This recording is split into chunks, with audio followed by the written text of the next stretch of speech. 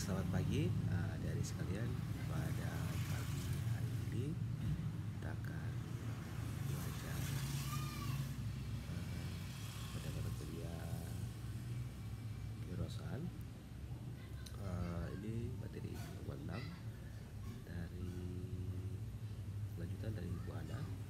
Saya ada kawan dari Ibu Ana kalau kalian sudah dikasih tugas, sehingga saya akan melanjutkan pada hari ini untuk tugas 10, kemudian dilanjutkan oleh Ibu Siska. Oke. Nah, jadi pada pagi hari ini kita akan belajar tentang kepemimpinan. Nanti lanjut saya harap kalian akan mendengarkan sampai selesai, karena nanti ada tugas saya akan taruh di Google Classroom. Saya sudah kirim pemberitahuannya kepada Priscilla, karena mentari di kampus jadi tidak aktif, tidak ada. Priscilla pun nanti dikabarkan ke kalian, nanti kalian connect ke Google Classroom. Di situ ada tugas dan ada tes juga di situ. Oke.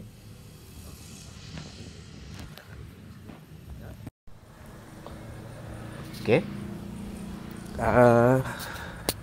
Kita banyak pada pertemuan kali ini kita banyak tentang kepemimpinan. Jadi ini kita tujuan dari perkuliahan ini kalian mampu untuk memahami dan menjelaskan tentang kepemimpinan. Kepemimpinan yang di sini kisah kaitannya dengan kewirausahaan. Jadi mungkin sedikit sebenarnya intinya sama sebenarnya. Jadi antara kepemimpinan dimanapun sebenarnya sama, yang membedakan adalah nanti tujuan dari organisasi di mana kepemimpinan itu ada. Jadi kalau kepemimpinan itu kalau nanti organisasi yang non profit atau profit akan berbeda tujuannya, sehingga dia membutuhkan syarat-syarat tambahan. Tapi secara umum saya 70% lah itu sama sebenarnya. Lain 30%-nya itu yang akan membedakan kepemimpinan yang organisasi profit dan non profit. Nah, karena kita nih wirausaha, maka organisasinya itu profit, jadi perusahaan. Jadi organisasi itu tidak terbatas pada organisasi kemahasiswaan atau apa, tapi perusahaan itu juga organisasi, keluarga juga organisasi, karena ada anggotanya di situ, ada yang diatur di situ, ada yang berpengaruh di situ toh. Kalau di keluarga kan ada kepala keluarga, ada toh, nanti dia mempengaruhi kalian atau ibu toh, kalian tuh yang diatur. Nah, itu juga organisasi keluarga. Nah, kalau dalam perusahaan kan ada kalian sebagai pemimpin atau sebagai pekerja, juga ada yang dikerjakan, ada manajemennya. Nah, itu berarti juga disebut organisasi. Sehingga nanti kita akan belajar itu kaitannya kepemimpinan dalam sebuah kegiatan wirausaha. Oke. Nah, jadi ini akan ada repeat pengulangan. Jadi saya akan memperdalam terus. Jadi kan karena tujuannya adalah untuk kalian memahami apa itu kepemimpinan, sehingga mungkin ada bagian-bagian yang nanti kita akan diperdalam dan diulang-ulang terus sehingga kalian bisa paham. Oke. Nah, pertama kita belajar tentang apa itu penting kepemimpinan. Nah, nanti kita belajar apa tuh, misalnya ciri-cirinya dulu, baru nanti kita paham apa artinya, apa tuh. Jadi ketika kalian sudah paham, apa, ketika nanti saya sudah jelaskan semua yang faktor-faktor yang saya asal usul adanya pemimpin, karakteristik pemimpin, jenis-jenis kepemimpinan, kaitannya dengan kekuasaan, kaitannya dengan motivasi, apa pentingnya kepemimpinan, maka saya harap kalian sudah bisa mampu membuat pengertian dan memahami apa itu konsep kepemimpinan. Nah, ya kita mulai dengan pentingnya kepemimpinan. Jadi itu ada tiga ini akan kita breakdown pada slide selanjutnya, di mana yang pertama adalah ini, dia sebagai penggerak organisasi. Jadi kita kalau sebagai bos itu kan kita yang atur semua tuh. Organisasi mau gimana saja kita atur. Perusahaan mau maju atau tidak dari ketuanya. Perusahaan mau jual apa, berapa banyak, harga berapa, dari ketua. Nah, jadi ke depan, jadi untuk bisa membuat 10 buah abon ikan, maka ketua harus bisa memperhatikan kita punya kapasitas produksi, dan kita lihat kita punya kemampuan karyawan. Itu sudah pasti toh. Dan yang kedua, kepemimpinan itu sebagai simbol keteladanan. Jadi kalau ketua bos, biasanya itu ketua yang dilihat oleh ketemu karyawan. toh. Jadi kalau karyawan tuh dia bosnya tuh dia disiplin bagus, pasti ketemu segan dan takut akhirnya ketemu bekerja dengan toh, dengan semangat dan baik.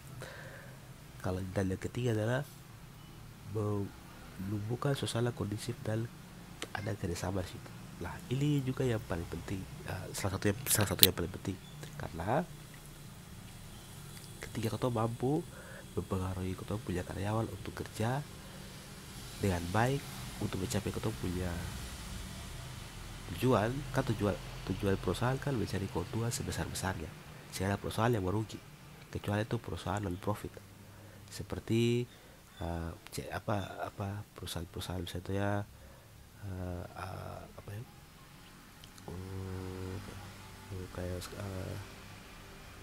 apa ya, perusahaan yang non profit yang tidak perusahaan BUMN yang tidak full untuk mereka tetap mencari keuntungan, tapi mereka juga tidak menjadikan itu sebagai suatu hal yang penting. Yang penting mereka untuk sedikit cukup, tidak perlu sampai untuk setinggi tingginya, karena BUMN itu milik negara.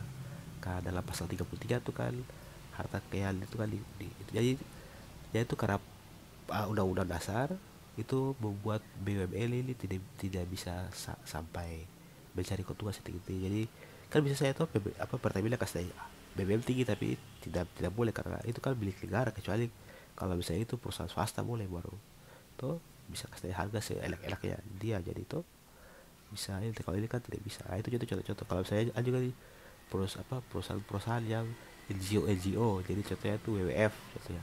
Nah itu juga tuh mereka tuh berbentuk perusahaan organisasi ini, tapi mereka tidak berbasis profit, jadi mereka lebih kasih pelayanan ke untuk memperhatikan lingkungan toh. Jadi itu ada, tidak semua usaha-usaha itu yang memperhatikan keuntungan, tapi kalau kita nih sebagai usaha pasti kita memperhatikan keuntungan.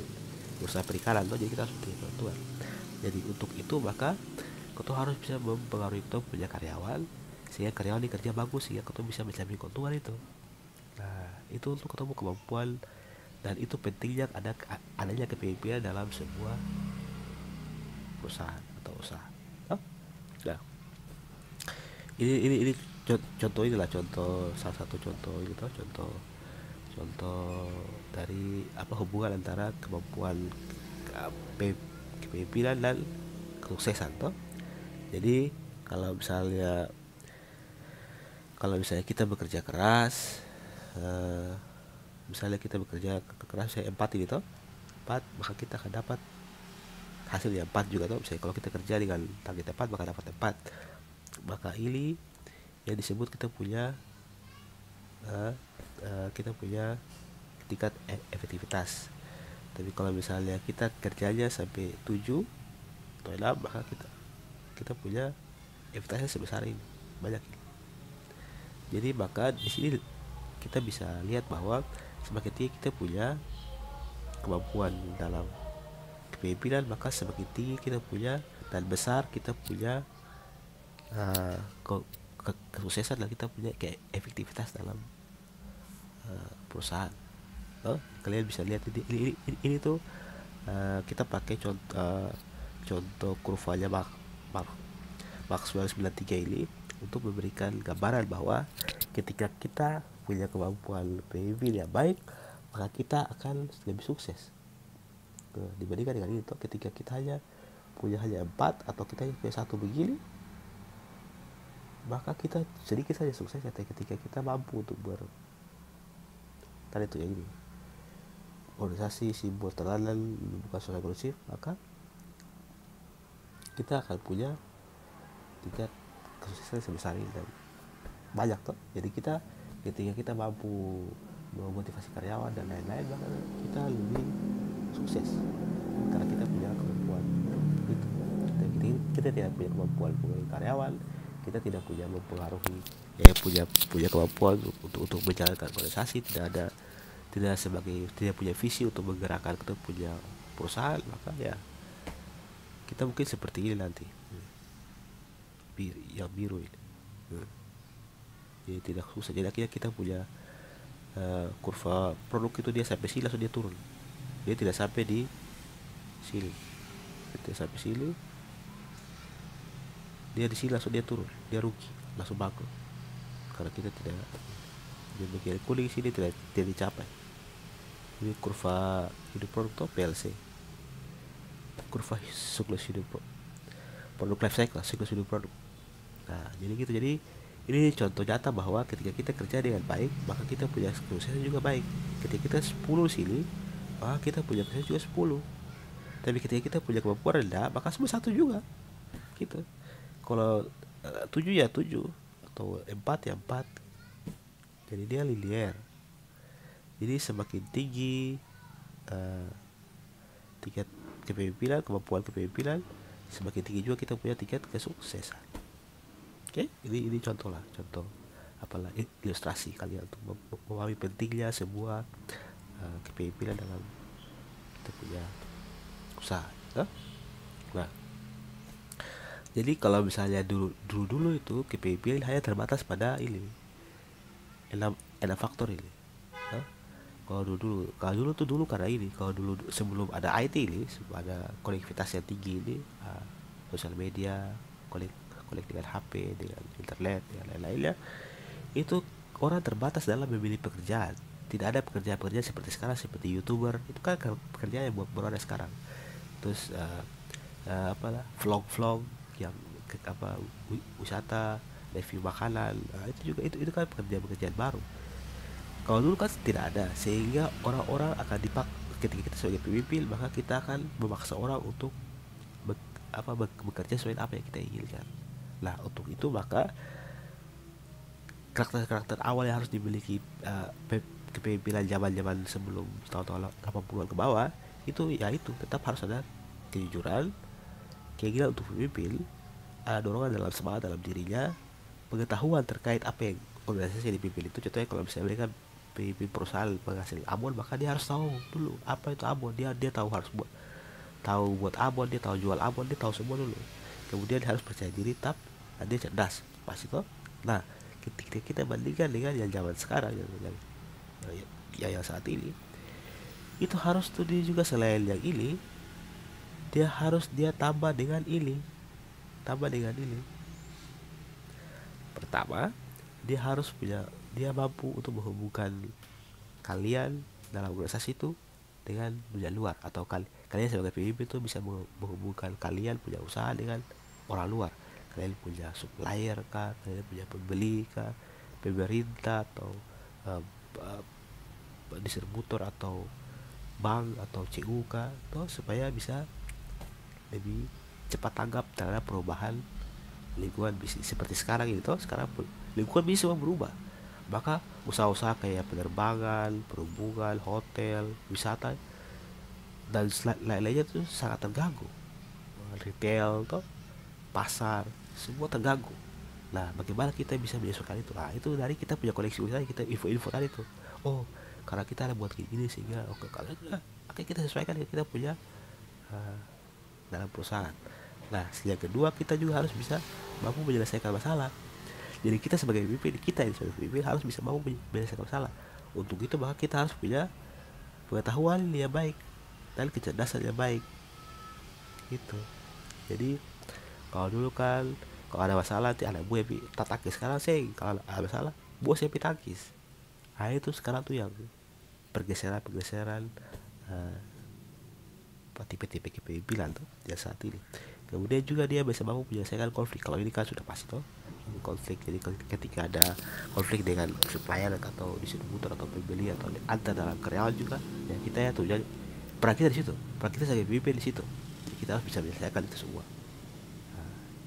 Dan yang keempat kita adalah sebagai pembina dan ialah sebagai orang yang dituju ketika ada butuh nasihat dan butuh lain-lain. Itu kita di situ, kita sebagai pemimpin. Jadi ketika kita di mana saja, di rumah, di keluarga, di masyarakat, atau dalam diri kita sendiri, ketika ketika kita punya kemampuan lebih dan ada yang membutuh bantuan, maka kita bisa menjadi seorang yang bisa mampu itu. Ketika kita mampu itu, maka kita akan dianggap pemimpin oleh orang lain secara tidak langsung. Ketika kita punya wisdom, kebijakan yang baik, kita punya kemampuan yang baik, dan ketika ada masalah orang akan tanya ke kita, maka kita akan secara tidak langsung akan menjadi pemimpin gitu. Itu perbandingan antara yang model terkini dengan yang yang pada saat lampau. Nah, kalau model terkini ini ada dua. Jadi sebenarnya tuh dari yang apa juga ada dua sih. Cuman kalau yang terkini ini biasanya tuh gabungan antara dua ini. Kalau dulu-dulu coba kita kemerdekaan, seperti kita punya Presiden Soekarno, itu dia sangat karismatik sekali. Bagus nih kalau bicara tuh bergetar sekali. Nah, kalau Presiden Soeharto dia visioner, jadi dia bangun-bangun barang bagus, dia bangunan bagus. Nah, kalau zaman sekarang dua-duanya harus ada, baik karismatik maupun visioner, supaya dia punya wibawa bagus dan dia punya kemampuan dalam berpikir ke depan ada. Tuh. Jadi ketika misalnya kita jadi presiden atau bisa kita kelas lah, ketika kelas kau pasti pilih orang-orang yang punya kayak dia berwibawa bagus ini. Nah, kok dia harus bisa mampu untuk berhubungan dengan dosen-dosen dan juga baik di ketong.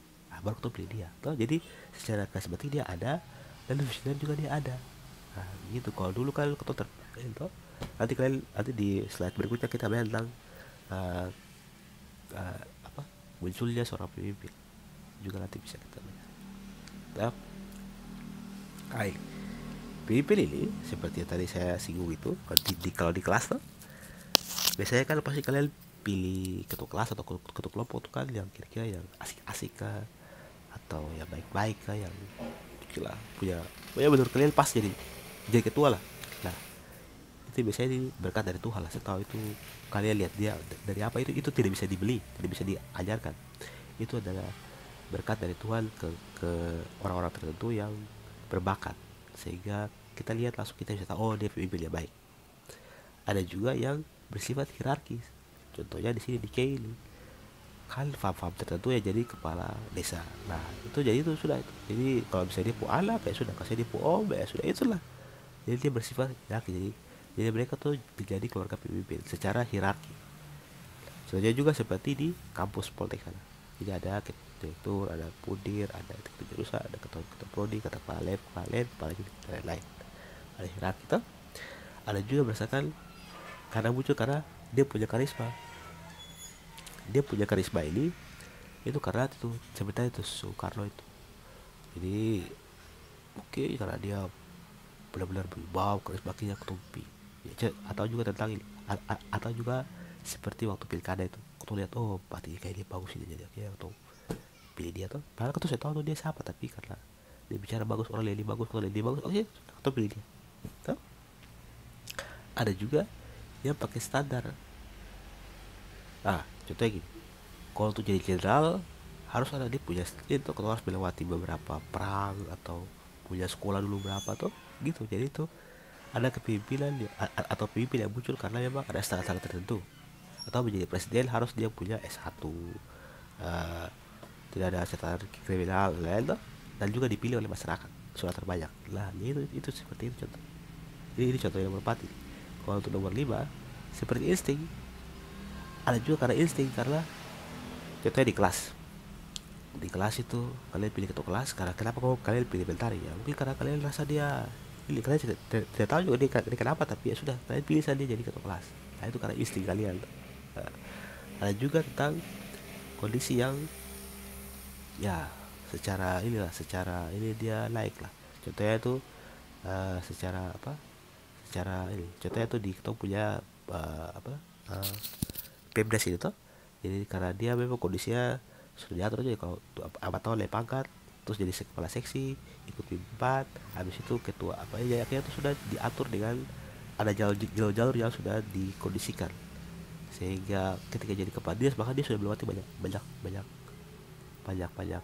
banyak tingkatan tuh, gitu. Dan juga ada juga yang hal faktor lain sehingga bisa jadi pemimpin. Misalnya di top keluar di dalam masyarakat ada yang pintar-pintar tuh. Jadi kalau misalnya ada apa-apa soal apa pintar dia sama boleh, bila dia boleh. Nah, itu secara meskipun dia tidak secara langsung menjadi secara formal menjadi seorang kepala desa, tapi dia menjadi seorang orang yang berpengaruh gitu di desa itu. Nah, itu juga bisa jadi secara langsung dia jadi seorang pemimpin di situ. Gitu. Jadi kalau misalnya ada apa-apa ketepi dia saja. Nah, atau di kelas kalian mau buat apa? Contoh dia lo bisa sih, gitu. Tuh. sama seperti juga karena mereka punya kemampuan lebih, misalnya kemampuan kecerdasan, kreativitas, mereka punya ambisi dan lain-lain. Jadi kalau kalian lihat ada yang sangat semangat misalnya pi hubungi dosen, kalian sudah dia jadi ketua kelompok sudah, karena kalian lihat dia gitu, gitu. Ada juga yang situasional seperti pada saat sekarang ini toh, pada saat sekarang ini toh, ini kan pandemi corona nih. Nah, dulu tuh kalau dalam kondisi normal orang-orang tidak terlalu perhatikan apa yang dikatakan oleh kepala BLPB Pak Jenderal Doli. Biasanya tuh orang lebih penting tuh ketua DPR kah, ketua MPR kah, menteri siapa kah. Sekarang bapak itu yang bicara semua dengar, karena semua ini terkait dengan kondisi sekarang ini pandemi corona, sehingga dia yang bertanggung jawab terhadap itu maka dia didengar. Nah, sekarang ini selain menteri dan wakil presiden, dia paling berpengaruh secara situasional ini. Tapi kalau semua sudah sembuh, makanya yang kembali ke normal, maka presiden, menteri itu yang dan ketua DPR yang akan didengar selama. Nah, itu 8 inilah 8 cara ketika kita bisa jadi PIP. Jadi PIP Lili bisa formal maupun informal. Formal maksudnya dia tertulis kepala desa, kepala apa. Tapi ada juga pemimpin yang informal. Secara tidak langsung kita menganggap dia seorang pemimpin. Seperti pemuka agama, pemuka desa, pemuka keluarga, pemuka di kelas atau di kampus, organisasi kampus gitu. Oke? Dan bisa muncul dari 8 faktor ini. Nah, jadi sifat pemimpin yang efektif ini itu dia harus mampu bertanggung jawab dan mengendali. Nah itu dia sebagai penggerak utama atau yaitu di slide pertama tuh. Dia sebagai penggerak utama. Dia harus objektif dan tidak membeda-bedakan. Jadi kalau yang bagus bilang bagus dan kasih hadiah. Kalau yang baik kasih hukuman dan kasih teguran. Tidak boleh bedakan. Wah ini karena ini siapa ada jadi. Oh tidak boleh. Nanti kita dalam berusaha karyawan akan merasa tidak adil. Ketika karyawan tidak adil maka kita tidak mampu mempengaruhi karyawan untuk menjalankan apa yang kita inginkan. Kan kepemimpinan dan pemimpin itu dia harus mampu mempengaruhi karyawan untuk menjalankan usahanya itu sesuai dengan tujuan organisasi atau tujuan perusahaan. Jadi kita bisa mempengaruhi karyawan sehingga karyawan mau bekerja secara sukarela dan bersemangat untuk tujuan perusahaan. Sukarela dalam artian dia tidak dipaksa dan tidak tertekan, memang digaji tapi dia mau bekerja dengan segenap hatinya tanpa ada yang ditahan-tahan. Nah ketika itu tercapai maka ketua sebagai pemimpin berhasil, karena dan salah satu cara untuk berhasil maka ketua harus objektif, tidak boleh subjektif, tidak boleh memilih suku agama rasa buat keluarga, tidak boleh. Yang berikutnya dia harus mampu menentukan prioritas dalam mengambil keputusan. Jadi dia kayak yang tadi kita singgung tuh yang pemimpin masa lalu dengan masa kini tuh, faktor kecerdasan dan pengetahuan tuh penting supaya dia mampu mengambil keputusan toh. Nah mengambil keputusan tuh penting apalagi dalam kondisi sekarang ini seperti pandemi corona sekarang ini. Kalau kita tidak mampu baca peluang dan tidak pelin-pelan dalam mengambil keputusan yang pas dan benar, maka ketua usaha bisa bangkrut toh, karena semua orang dunia kena, sehingga kita harus menyesuaikan dengan ini. Kalian tahu tidak, perusahaan penerbangan Atlantik itu perusahaan yang dimiliki oleh bilioner Inggris sekarang bangkrut karena orang-orang tidak naik pesawat lagi. Nah sekarang dia lagi mau gadaikan dia punya pulau untuk mendapat pinjaman dari pemerintah negara Inggris. Nah begitu, jadi perusahaan besar pun kalau tidak mampu dan tidak cakap dalam mengambil keputusan maka dia bisa bangkrut. Nah kemudian yang keempat, dia harus komunikatif, karena kan tadi kan tujuannya kan ketujuan pemimpin kan dan karakter pemimpin kan mempengaruhi karyawan untuk bekerja sesuai dengan kita punya keinginan. Maka untuk bisa dapat bekerja sesuai dengan kita punya keinginan, kita harus mampu mengkomunikasikan kita punya apa yang kita mau ke karyawan sehingga karyawan tuh paham toh. Nah begitu, jadi keempat faktor inilah yang bisa menentukan suara pemimpin itu efektif atau tidak. Nah perilaku yang efektif yang dilihat tadi kan sifat toh. Nah perilakunya itu yang sifat itu kan karakter. Nah apa yang dilakukan secara real itu perilaku efektif adalah tuh memberikan contoh kepada karyawan. Ketika dia rajin masuk kerja, sesuai waktu, kerja sesuai dengan dia punya ini, pulang sesuai dia punya waktu, maka karyawan akan ikut itu. Karena mereka tidak mungkin, kalau pemimpin saya kerja full time, karyawan kerja malas, siap-siap dapat pecat sudah, kayak udah takut. Karena pemimpin memberikan contoh yang baik. Kemudian karena dia memberikan contoh yang baik, maka karyawan akan apa, mengikuti nilai-nilai atau karakter dari si pemimpin itu. Karena dia kerja bagus, disiplin dan lain, maka ada tertanam nilai-nilai di situ. Nilai-nilai ini akan membentuk budaya organisasi.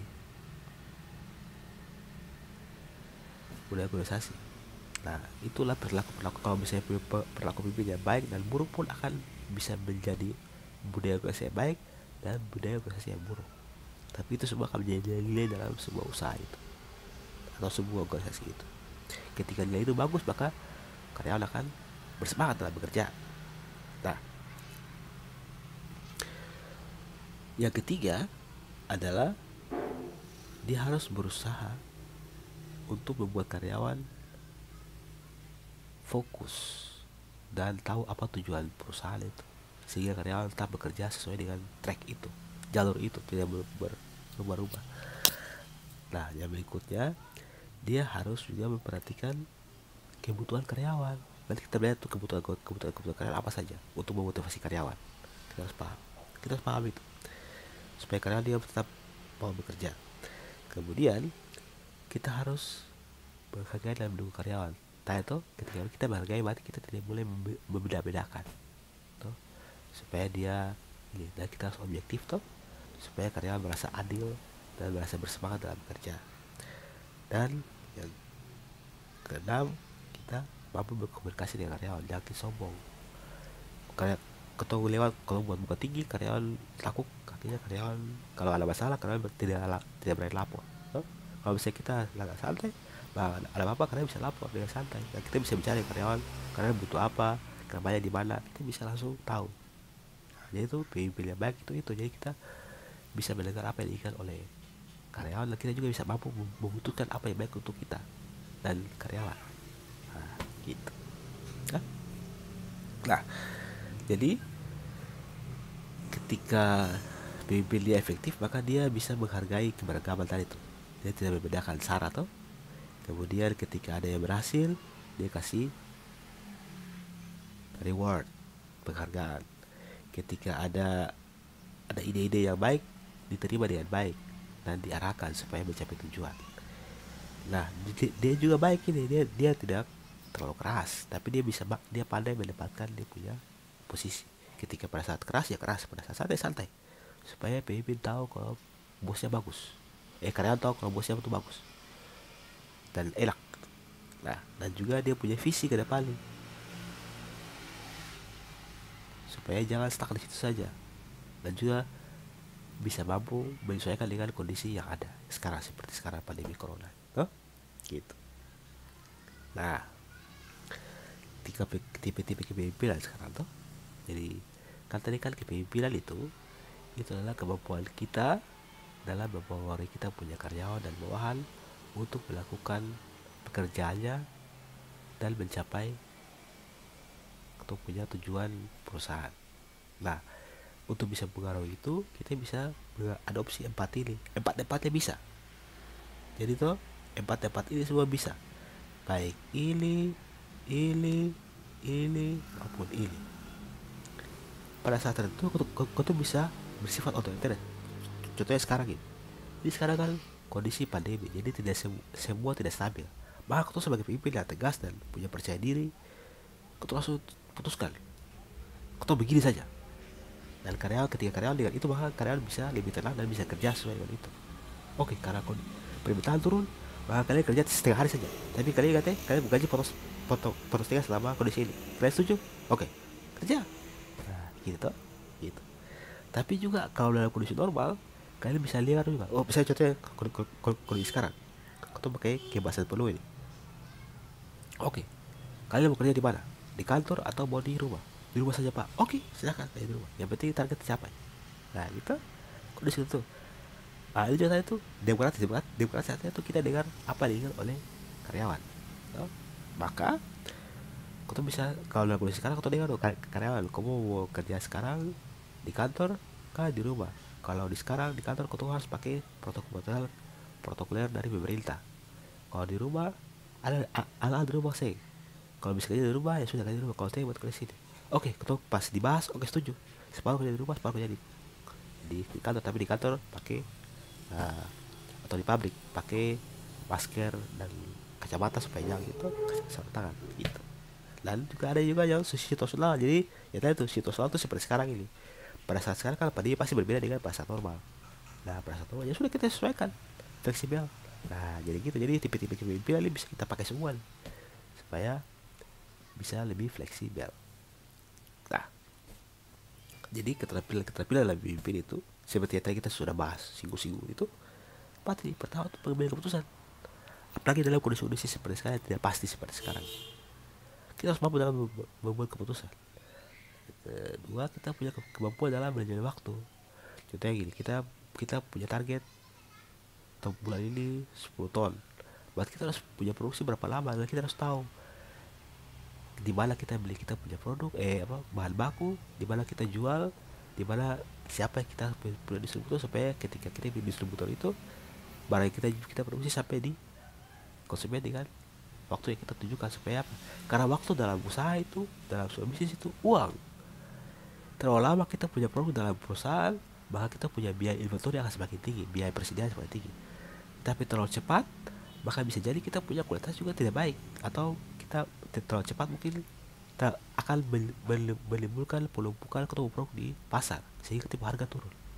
Nah, jadi kita harus bisa mampu manajemen waktu. Nanti ada pertemuan khusus tentang manajemen waktu ini. Ada di pertemuan ke 9 atau 10.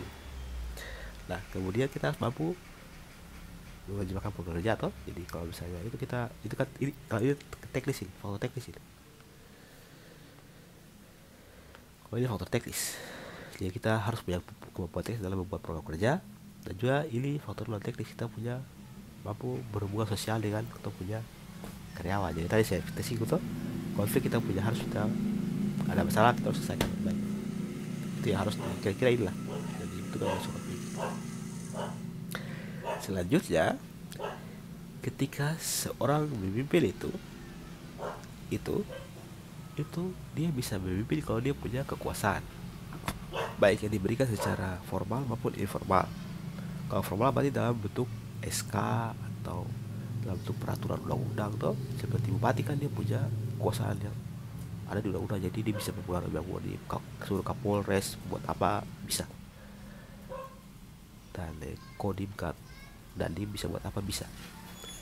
Atau di kampus itu ada SK dari senat untuk bupati atau menteri kepada direktur untuk direktur memimpin perusahaan apa poltek bisa. Ada juga yang informal seperti pengakuan dari masyarakat. Ada juga kan kalau misalnya ustadz bilang barang pasti ikut toh, atau pastor bilang barang ikut. Karena itu, karena pengakuan dari masyarakat. Nah, pengakuan dari masyarakat tuh ini nih, social exchange theory nih, berdasarkan social exchange theory. Jadi ada interaksi di situ, ada interaksi dalam masyarakat sehingga bisa menghasilkan seorang pemimpin, baik formal maupun informal. Informal itu seperti buah agama, buka masyarakat. Formal seperti presiden, wakil presiden, DPR dan lain-lain. Itu ada interaksi itu. Tapi ada juga yang karena kemampuan untuk ketemu punya keahlian. Contohnya dalam ketemu punya usaha. Kalau yang jago-jago bicara banyak dan punya koleksi banyak, punya keterangan banyak, sudah. Kau bertanggung jawab sebagai manajer ini sudah bermasalah sudah. Karena dia berkemampuan di situ. Ini nih, secara tidak ini. Nah begitu, jadi kekuasaan di dalam, jadi itu ketika tuh sebagai pemimpin lebih baik itu ketemu punya dua-duanya jadi semua.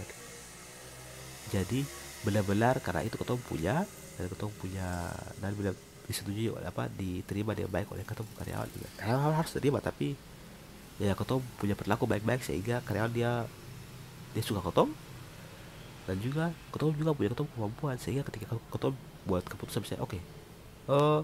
Bentar jadi kepala produksi, Priscilla jadi kepala apa lagi, keuangan misalnya gitu. Jadi gitu.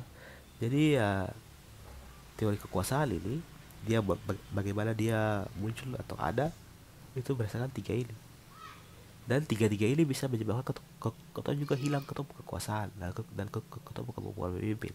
Pertama karena mungkin kau tidak dipilih lagi, atau yang kedua kau sudah tidak diakui sehingga karyawan tidak bekerja secara baik, sehingga kau punya wibawa dalam perusahaan kurang.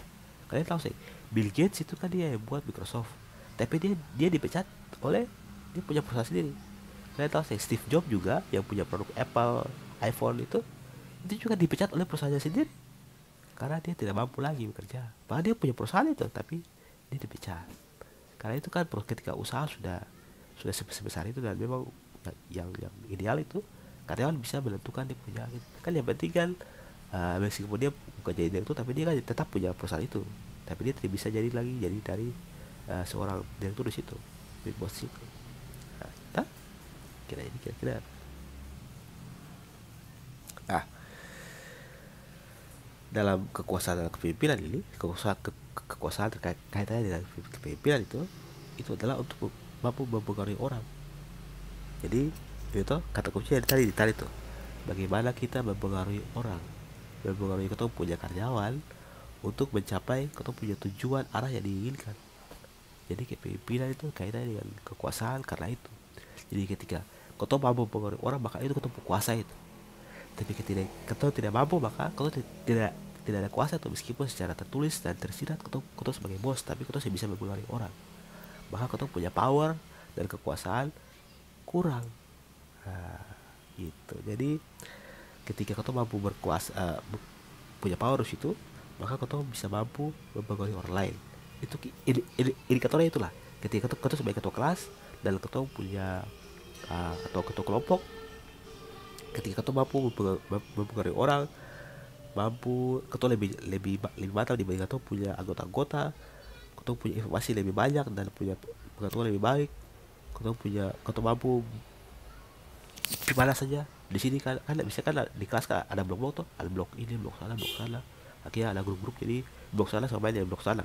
Nah, ketika kau mampu berhubungan ke semua, maka kau akan dianggap sebagai seorang pemimpin yang punya pengaruh dan punya power.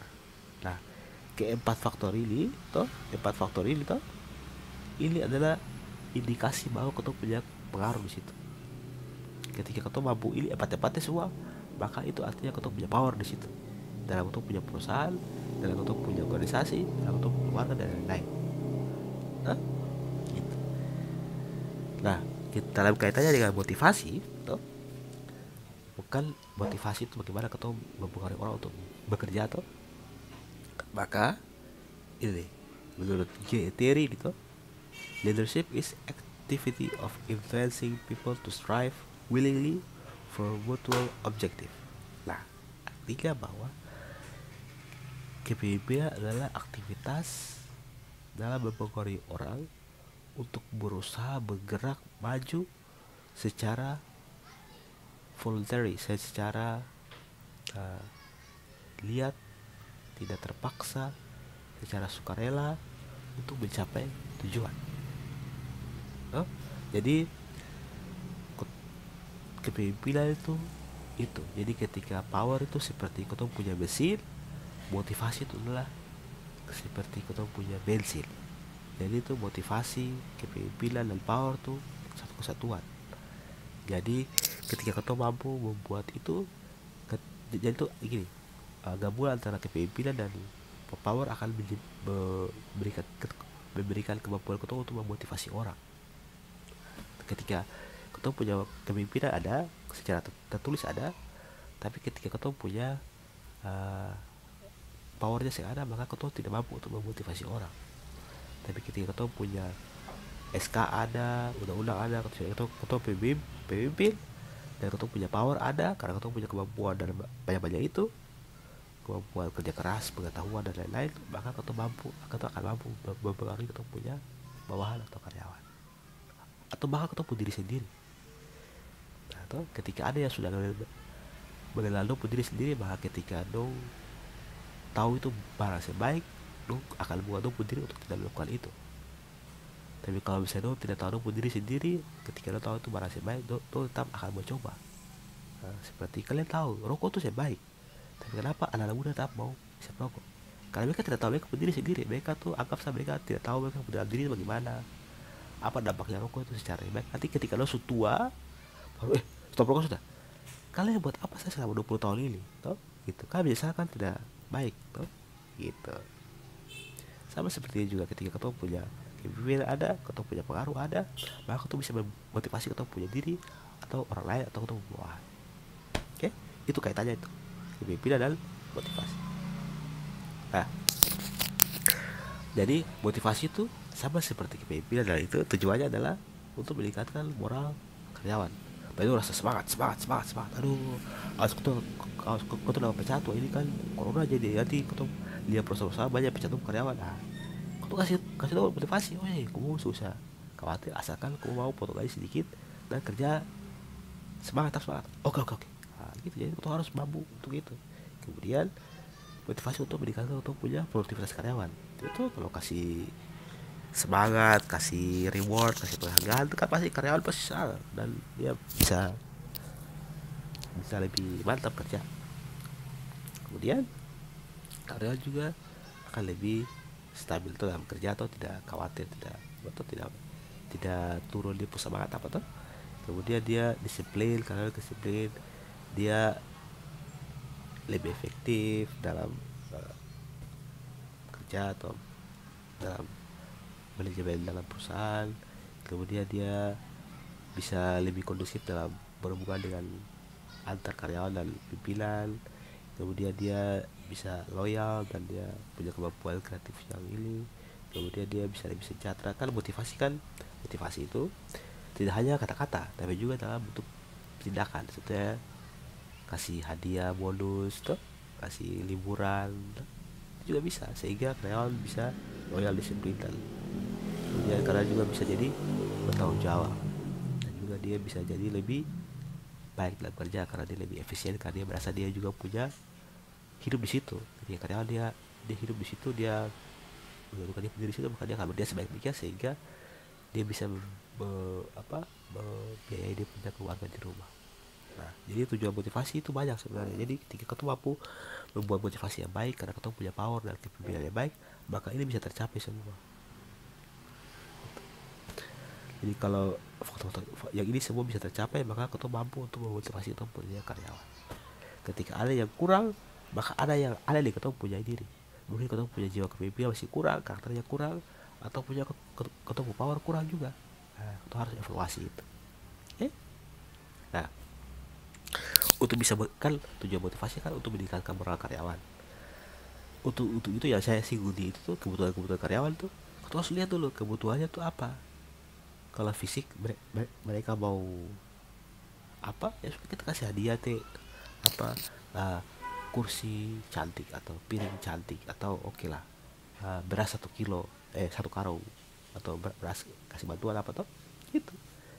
Kalau misalnya dong butuh yang lain, misalnya butuh keamanan, sudah kau tuh kasih dong asuransi misalnya, asuransi kesehatan. Kalau misalnya dong butuh hubungan sosial, ya sudah kasih dong, misalnya dong ada laksana dong punya teman karyawan, kau bicara dong baik, ini dalam perusahaan ini boleh, tapi asalkan jangan mempengaruhi produktivitas. Sudah, misalkan dong mengerti, ya sudah, biar dong merasa tuh anggap dan diperhatikan oleh pimpinan. Kemudian kalau misalnya dong butuh pengakuan, ya sudah ketemu, oke, kalau karyawan terbaik atau kasih dong nama di depan pintu, lalu kasih kasih bonus, lalu kasih dong sertifikat, biasa dong paling mantap. Oh, oke, berarti bos ini mantap nih, dia tahu kalau kerja bagus. Oke, dia akan semakin bersemangat, dan juga karyawan lain juga akan berusaha untuk jadi yang terbaik. Nah, kalau ada yang bisa butuh aktualisasi diri, ya sudah kasih dong lagi, misalnya oke, sebagai bos kau kerja bagus, sudah kau jadi asisten manajer. Nah, akhirnya mereka merasa bagus, akhirnya semua orang kan merasa berusaha dan merasa dianggap, karena bosnya objektif dalam memberikan motivasi dan memberikan contoh yang baik gitu. Oke,